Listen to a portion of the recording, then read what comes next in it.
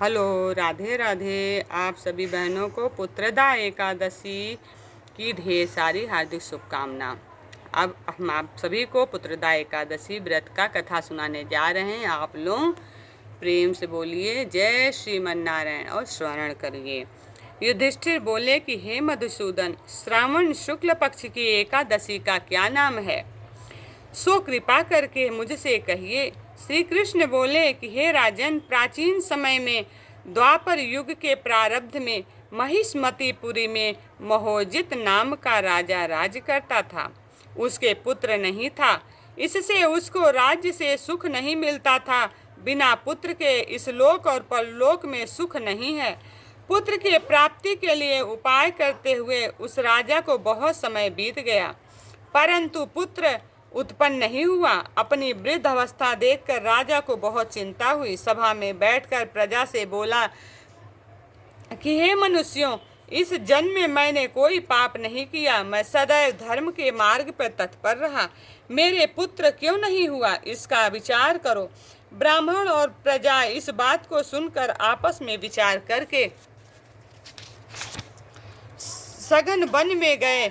वहाँ घोर तप करते हुए चैतन्य तप करते हुए आनंदमय आरोग्य आहार रहित मन को वश में करने वाले क्रोध रहित धर्म तत्व के सब शास्त्रों में चतुर लोमस ऋषि को देखा। उनको देखकर सब प्रसन्न हुए और यथा योग नमस्कार किया। वे नम्रता पूर्वक आपस में कहने लगे, हमारे भाग्य से मुनीश्वर मिले हैं। उनको नम्र देखकर मुनीश्वर बोले, तुम किस लिए आए हो, इसका क्या कारण है? कहो, मैं अवश्य तुम्हारा हित करूंगा। हम सरीखे मनुष्यों का जन्म परोपकार के लिए ही है, इसमें संशय नहीं है।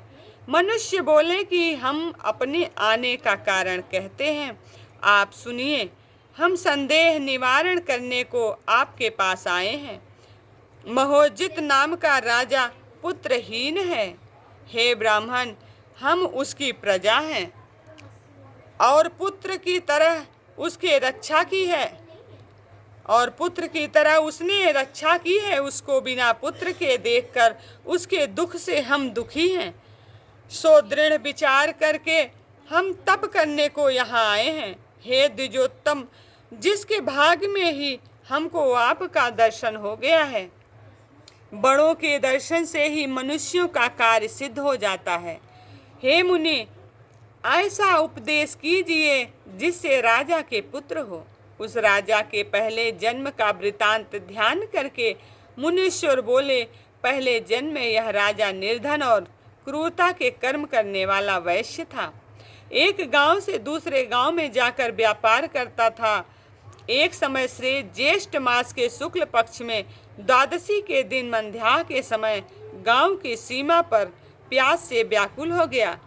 वहां सुंदर जलाशय को देखकर जल पीने का विचार किया। वहां हाल की ब्याही गौ बछड़े समेत जल पीने को आई। वह प्यास और धूप से व्याकुल थी। वह उसका जल पीने लगी। उस वैश्य ने जल पीती हुई गाय को हटाकर जल पिया। उसी के पाप से राजा पुत्रहीन हुआ। वे मनुष्य बोले कि हे मुनि, पुराणों में सुना जाता है कि पुण्य के प्रभाव से पाप दूर हो जाता है। इसलिए पुण्य का उपदेश दीजिए जिससे पाप का नाश हो और आपकी कृपा से इनके पुत्र हो। लोमस ऋषि बोले कि श्रावण शुक्ल पक्ष में पुत्रदा नाम की एकादशी प्रसिद्ध है। उसका व्रत प्रेम से वृद्धि पूर्वक करो। रात्रि में जागरण करो। उसका निर्मल पुण्य राजा को दो। ऐसा करने से निश्चय राजा के पुत्र होगा।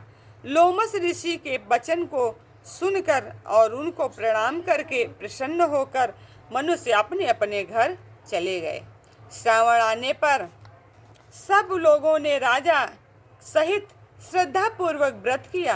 द्वादशी के दिन अपना पुण्य राजा को दिया। पुण्य देते ही रानी ने सुंदर गर्भ धारण किया। प्रसव का समय आने पर सुंदर पुत्र उत्पन्न हुआ। हे नृपश्रेष्ठ, इस प्रकार यह पुत्रदा नाम की एकादशी प्रसिद्ध है। इस लोक और परलोक का सुख चाहने वालों को इसका व्रत करना चाहिए।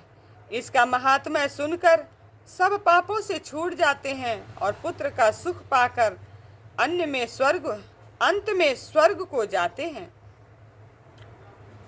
इस दिन, इस व्रत के दिन गुड़ का फलाहार किया जाता है और भगवान को पंचामृत गुड़ डालकर और केले का भोग लगाया जाता है। इसी के साथ सभी भक्तों को राधे राधे।